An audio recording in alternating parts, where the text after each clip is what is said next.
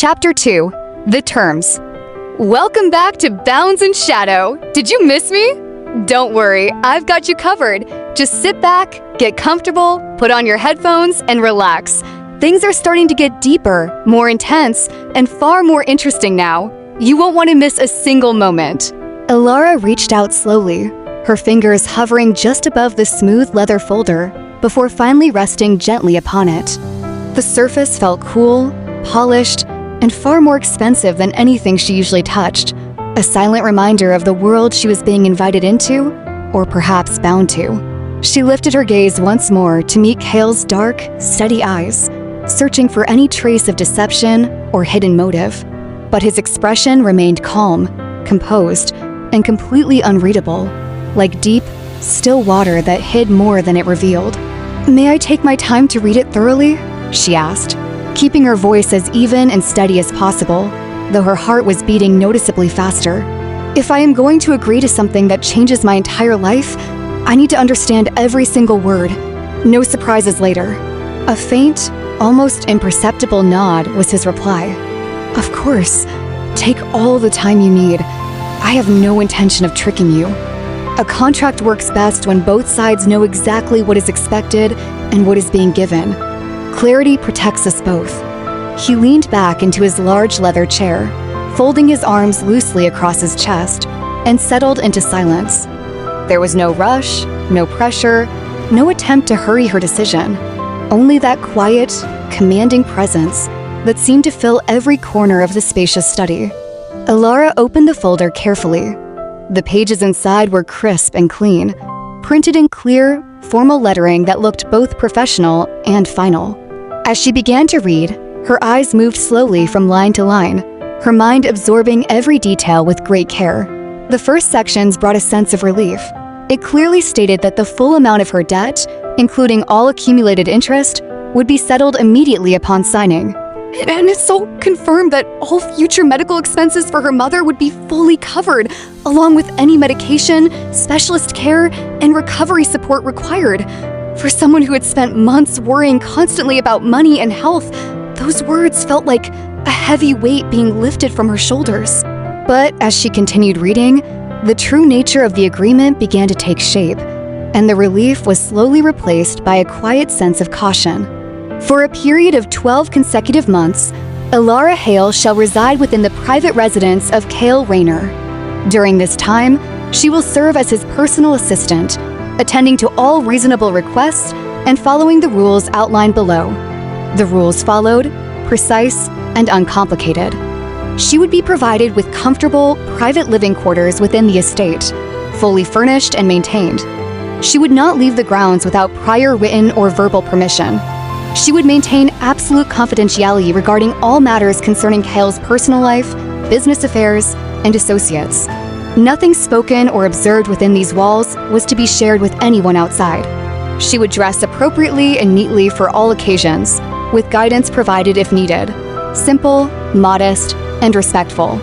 Regular visits to her mother would be arranged and supervised, ensuring her safety and well-being without compromising the terms of the agreement. Then came the clause that made her pause, her breath catching slightly in her throat. Should any term of this agreement be broken, the full amount provided shall be reclassified as a loan with an interest rate of 20% per month. Repayment will be required in full immediately. Failure to repay will result in legal proceedings. It was strict, very strict, and left almost no room for error. But as Elara looked up again, she thought of her mother's pale face, the quiet worry in her eyes, and the fear of losing everything they had worked so hard to keep. This was not just a deal, it was her only lifeline. "Everything is very clear," she said softly, though her voice trembled just a little. "It is more binding than I expected, but I understand what it means. There is no going back once I sign." Cale watched her closely, his expression serious, but not unkind. "That is exactly right. This is not a casual arrangement. It requires commitment and trust.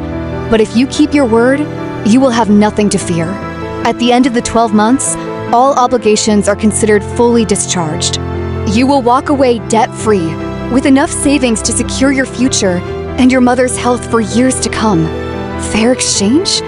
Elara asked, a faint, nervous smile touching her lips.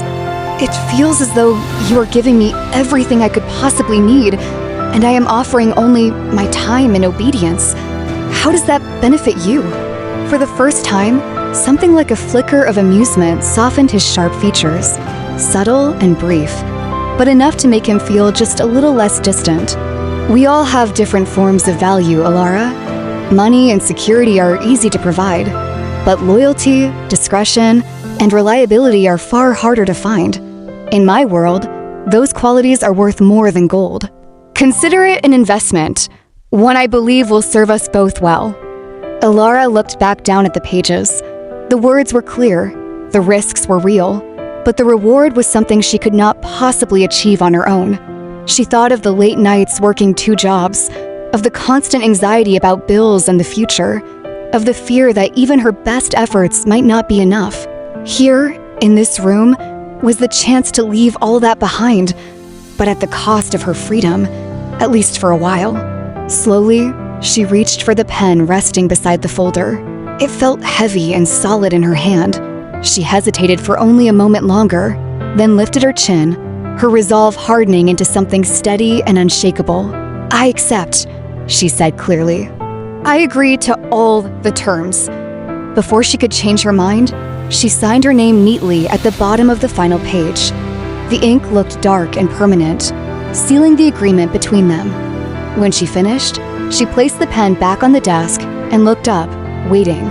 Cale took the contract, read over her signature briefly, and nodded in satisfaction. "Well done. You have made the right choice."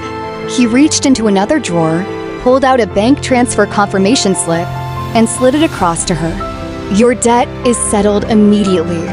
The payment has been sent to the lender, and a separate account has been set up to cover all medical costs for your mother. You will receive confirmation shortly." Elara stared at the paper, her heart swelling with relief and disbelief. It was actually happening. The impossible had become real. "Thank you," she whispered, her voice thick with emotion.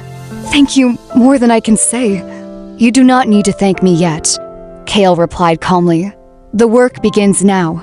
Tomorrow morning, you will bring your personal belongings and move into your quarters. Until then, you may return home and explain the arrangement to your mother in whatever way feels best. Be here by 8 o'clock sharp. Do not be late." "I will be here," Elara promised.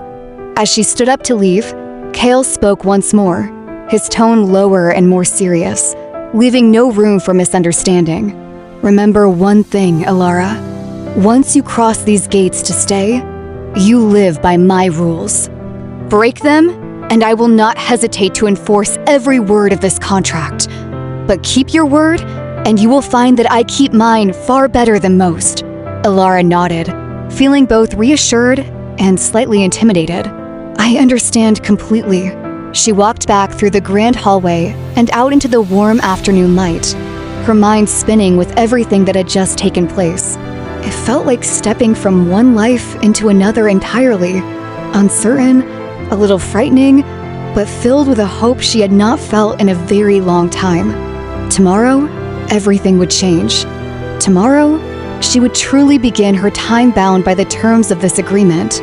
And as she walked away, she could not help but wonder, was this the beginning of her freedom, or just another kind of cage? And that brings us to the end of Chapter 2. Things will only grow more intense, more mysterious, and far more interesting from here. Don't forget to like, share, subscribe so you don't miss what happens next. Thank you for listening. Until next time.